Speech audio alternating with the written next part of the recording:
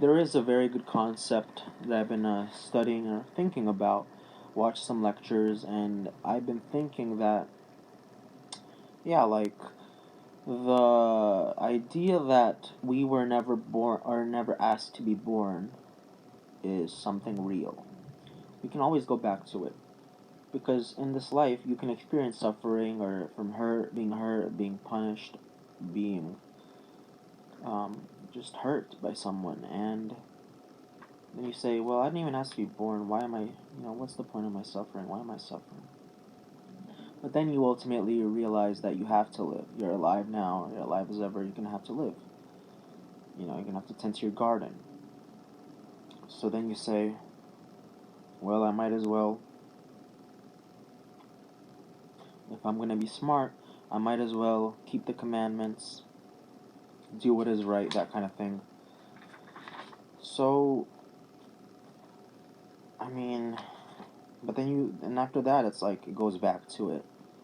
Oh, but what about, you know, what about this? What about that?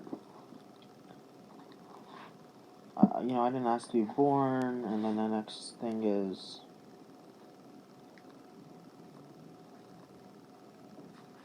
I don't know, whatever. You get the idea. Point is that, sometimes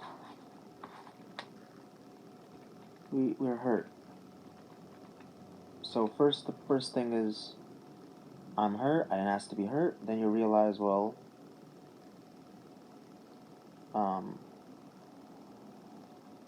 I am alive. Basically, you realize, and then you realize, I might as well be good now that I'm alive. So, yeah, I just wanted to read a little bit of Ecclesiastes here, okay? So, my favorite verse in the entire Tanakh is Ecclesiastes 12:13. There's plenty of great verses. I just really like concise little sayings and that kind of thing. So Ecclesiastes 12:13 goes, "The sum of the matter, when all is said and done, revere God and observe His commandments. For this applies to all mankind, that God will call every creature to account for everything unknown, be it good or bad. For God will call every creature to account for everything unknown, be it good or bad."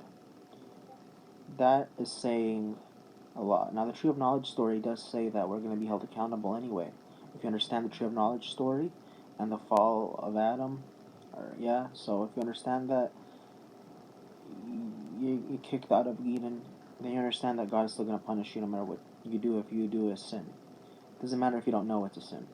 But right here, it pretty much says straight out that God will call every creature to account for everything unknown, be it good or bad. That is to say, you know, whether you know that it's a sin or not, you're going to be accountable for it. So I'm personally going to be getting into the scriptures, studying a lot. I'm going to be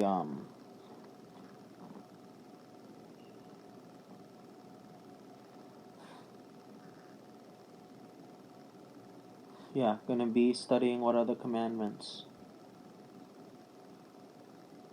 that I should be following, which I know they're all throughout the Tanakh.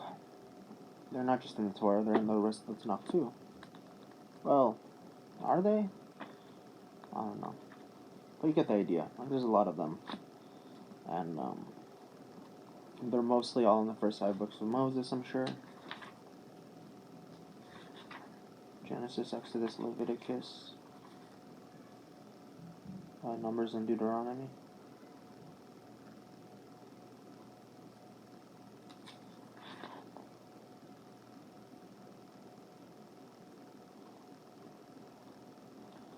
That was my thought for the video. We didn't ask to be born, but we're still here. We're still alive. And what can you really do besides obey God?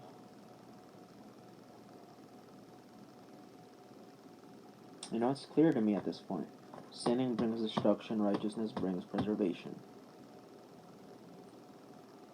If you don't want to be destroyed, be preserved. If you want to be preserved, follow the commandments.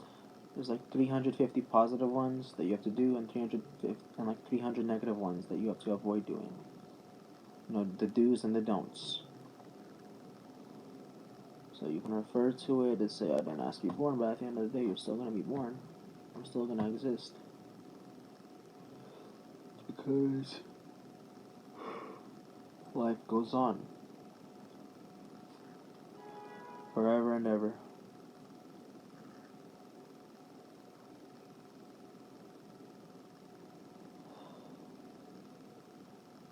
Do the righteous deserve to, or do the wicked deserve to not be punished? No. Do the righteous deserve to be punished? No. Should anyone be spared? No. God holds everyone to a T, guys. If you obey the commandments, what's going to happen is you will be blessed. If you break the commandments,